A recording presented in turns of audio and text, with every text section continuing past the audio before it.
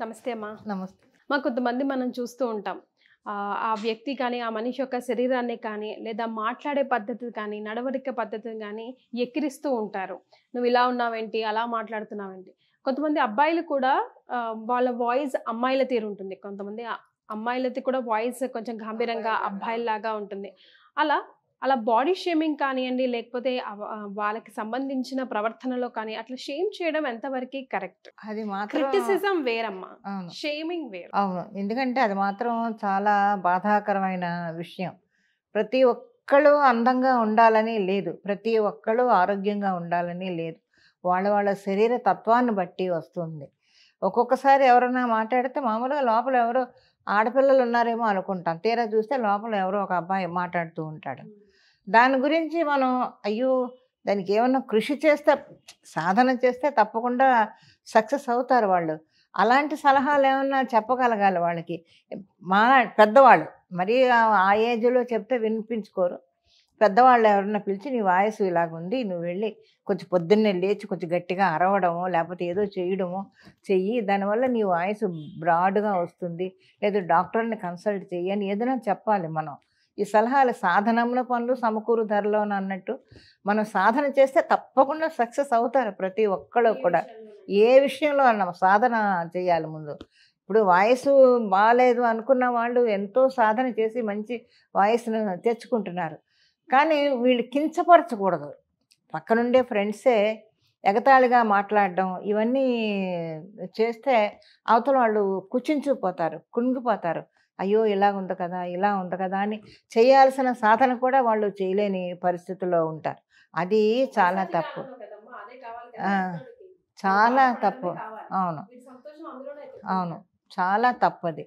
ఎందుకంటే ఎదటవాడిని గౌరవించాలి. ఎదటవాడి తప్పుల్ని మనకి తెలిసినా కూడా ఇది తప్పు అని మనం చెప్పకూడదు.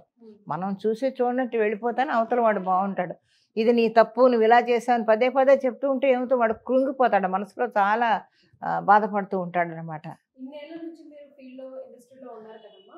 అలా మిమ్మల్ని కానీ, లేదా మీ ఫ్రెండ్స్‌ని కానీ, మీ చుట్టుపక్కల ఫ్యామిలీ మెంబర్స్‌ని కానీ, మీ చుట్టుపక్కల ఉన్న వాళ్ళని కానీ, బాడీ షేమింగ్ విషయంలో గానీ, దేన్నైనా ఎగతాళి చేసి ఎవరైనా మాట్లాడిన సందర్భాలు ఉన్నాయా? వాటిని మీరు ఎలా ఖండించేవారు? ఎలా సపోర్ట్ చేసేవారు? అంటే ఖండించడం అంటే బాడీ షేపుల గురించి కాదు కానీ, మామూలుగా ఎగతాళిగా సరదాగా మాట్లాడుకుంటాను తప్ప, సీరియస్‌గా ఎవరు మాట్లాడుకోగా ఆ అవకాశం అసలు ముందు నేనివ్వను. ఎవరైనా అలా మాట్లాడితే అసలు ముందు అలా మాట్లాడొద్దని చెప్పేస్తాను. అటువంటి అవకాశం మాత్రం నేను ఇవ్వను. నేను తీసుకోను. ఎవరిని క్రిటిసైజ్ చేయను నేను. చూసి ఆహా! బావుంది. అమ్మాయి బావుంది. చాలా బావుంది. అబ్బాయి బాగున్నాడు అనుకుంటాను తప్ప, బాగోపోతే బాగోలేదు అని పక్కోళ్ళకి కూడా నేను చెప్పను. అయ్యో! కొంచెం బావుంటే ఇలా ఉండేది అని మనసులో అనుకుంటాను తప్ప బయటకనను. కానీ మన ఫీల్డ్ అలాంటిది కదా! ఆ! ఈ సినిమా ఫీల్డ్‌కొచ్చిన తర్వాత రకరకాలుగా మాట్లాడుతూ ఉంటారు. రకరకాలుగా వాళ్ళని ఇది చేస్తూ ఉంటారు. అవి మాత్రం కొంతమంది ఈజీగా తీసుకుంటారు. జోయల్‌గా తీసుకొని, స్పోర్టివ్‌గా తీసుకొని నవ్వేసుకుంటారు. కొంతమంది అక్కడ నవ్వేసినా వెనక్కి వెళ్ళి ఫీల్ అయిన వాళ్ళని చాలామందిని చూశాను నేను.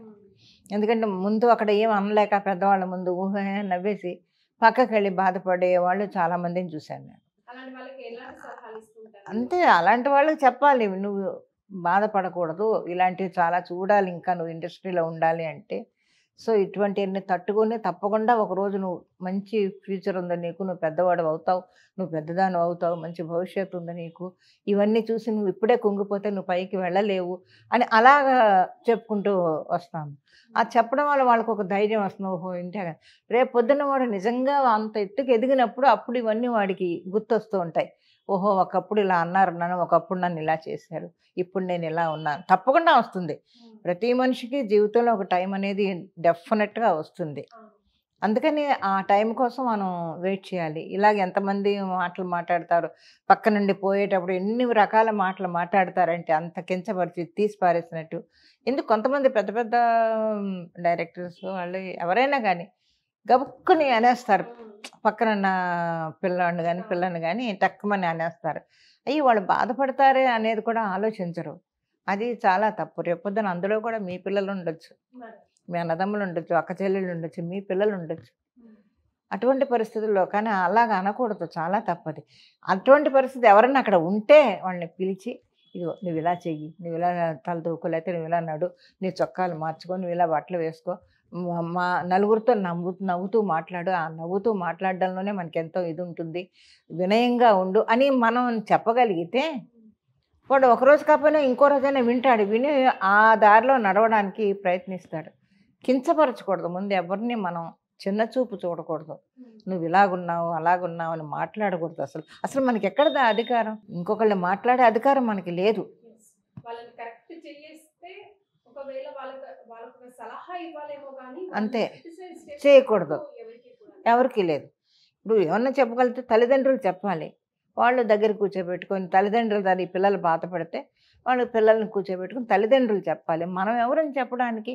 వాళ్ళకి సలహాలు, వాళ్ళు మనల్ని వచ్చి అడిగితే కాదు ఇలాగుండి ఇలా ఉండి సలహా చెప్పొచ్చు, అంతే తప్ప నువ్వు ఇలాగున్నావు, నువ్వు నడిస్తే ఇలాగున్నావు, నువ్వు నవ్వితే ఇలాగున్నావు అని మనం క్రిటిసైజ్ చేయకూడదు.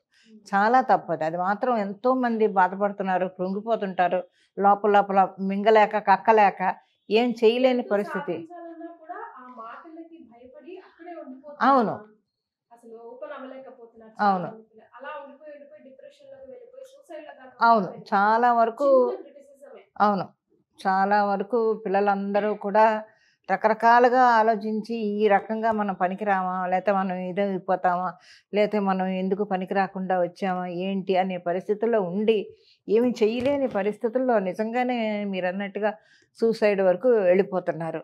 లేదు ఇంకా అసలు వద్దులే అనుకొని ఇంట్లో నుంచి కూడా వెళ్ళిపోయి ఎక్కడ ఉంటున్నారో కూడా తెలియని పరిస్థితిలో ఇంకా చెప్పాల్సింది ఏముంది, ఇంక రౌడీయిజం లేకపోతే ఇంకో ఇజం అలా తయారైపోతున్నారు ఆ పిల్లలు. మనకి ఏంటి, మనం ఎవరు గమనించరు, మనల్ని పట్టించుకోరు, మన బతికింతే అన్నట్టుగా. కానీ అది ఇండస్ట్రీలో మీకు ఇచ్చిన best compliment and best criticism ఏంటి అంటే ఏం చెప్తారు? బెస్ట్ కాంప్లిమెంట్ నేను ఎప్పుడూ అది ఎక్స్పెక్ట్ చేయలేదు. బెస్ట్ కాంప్లిమెంట్ అంటే నేను సాగర సంగమం 100 డేస్ ఫంక్షన్లో ఆయన రాజ్ కపూర్ గారు వచ్చి మెచ్చుకున్నాడంట. మార్నింగ్ షో చూసి ఆ రోజు 100 డేస్ ఫంక్షన్లో చూసి అడిగాడంట. మరి డైరెక్టర్ గారు అన్నారు, వేర్ ఈజ్ యువర్ మదర్ అని అడిగాడంట కమల్ని. అడిగితే అప్పుడు ఆయన ఏం చెప్పాడో తెలీదు, స్టేజ్ మీద షీల్డ్ ఇచ్చేటప్పుడు చెప్తున్నాడు రాజ్ కపూర్ గారికి, విశ్వనాథ్ గారు పొద్దున్న అడిగారు కదా ఈవిడే ఆ మదర్ క్యారెక్టర్ అని. అది గొప్ప కాంప్లిమెంటే కదా, అతను గుర్తుపెట్టుకొని మనల్ని అడగడం అనేది. ఇంక ఈ చిన్న చిన్న క్రిటిసిజన్స్ చాలా ఉన్నాయి, ఒకటి కాదు రెండు కాదు. ఏమో మరి నేను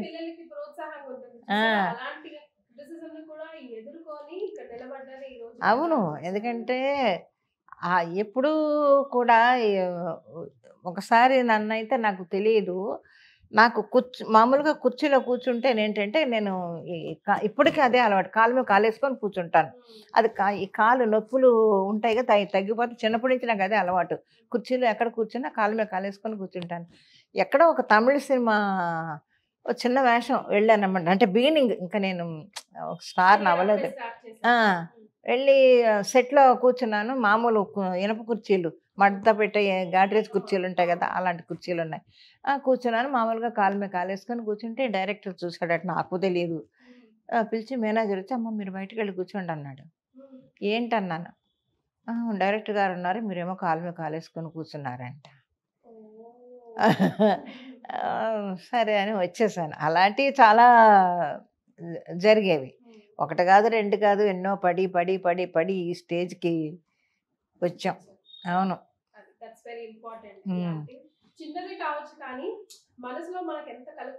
అవును అవును, బాధపడ్డాను నిజంగానే. అయ్యో మనం చేసిన తప్పు ఏంటిది, మన తప్పు కాదు కదా ఇది, అలవాటు అంతే. అవును, అది తప్పు కాదు.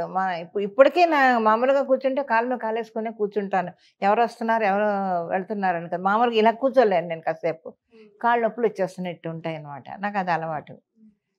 అలాగా ఏదన్నా చిన్నది ఎవరన్నా అన్నా కూడా ప్రస్తుతానికి బాధపడినా కూడా తర్వాత దాన్ని మనం సర్దుకుంటూ వెళ్ళిపోతే జీవితంలో తప్పకుండా పైకి వస్తాం మనం. అదే పట్టుకొని కూర్చుంటే మనం ముందుకు వెళ్ళలేము అసలు, వదిలేయాలి. విన్నాం సరేలే అనుకొని వదిలేసి ఇంక ముందుకు వెళ్ళిపోతూనే ఉండాలి, లేకపోతే అసలు ఎదగలేము మనం.